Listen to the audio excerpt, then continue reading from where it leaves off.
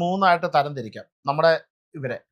അതിൽ തീരെ കുട്ടികൾക്കും തീരെ വയസ്സായവർക്കും ഒരാഹാരവും കഴിക്കാതെ ഉപവാസം എടുക്കാൻ പറഞ്ഞാൽ അത് ഇശ്ശി ബുദ്ധിമുട്ടാവും എന്നുള്ളത് കൊണ്ട് കുട്ടികളൊക്കെയും അല്ലെങ്കിൽ വയസ്സായവർക്കും അരിയാഹാരം ഒഴിവാക്കി എടുക്കുക ഏകാദശി വ്രതം. ഇനി അഥവാ ഞങ്ങൾക്ക് പറ്റും തിരുമേനി, എടുത്തോളൂ, അതിഗംഭീരാണ്. ഉപവാസം എന്ന് പറഞ്ഞാൽ ഒന്നും കഴിക്കരുത് എന്ന് തന്നെയാണ് അർത്ഥം. ഒരു സാധനവും കഴിക്കാതിരിക്കുക. ഇനിയിപ്പോൾ ഷുഗർ രോഗികളുണ്ട്, സമയത്ത് ഭക്ഷണം കഴിച്ചില്ല, അവർക്ക് ഭയങ്കര പ്രശ്നങ്ങളുണ്ടാവും.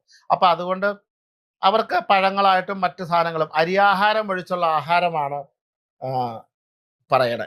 തീരെ വയ്യാത്ത ആൾക്കാർ, അവർക്ക് ഏകാദശി വ്രതം എടുക്കുകയും വേണം, എന്നാൽ ഭക്ഷണം കഴിക്കാതിരിക്കാൻ പറ്റില്ല. അങ്ങനെയുള്ളവർക്ക് നൊയമ്പായിട്ട് അതൊരു നൊയമ്പ് പോലെ എടുക്കാം.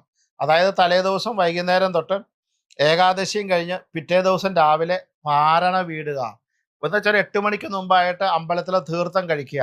അമ്പലത്തിലെ തീർത്ഥം പോയി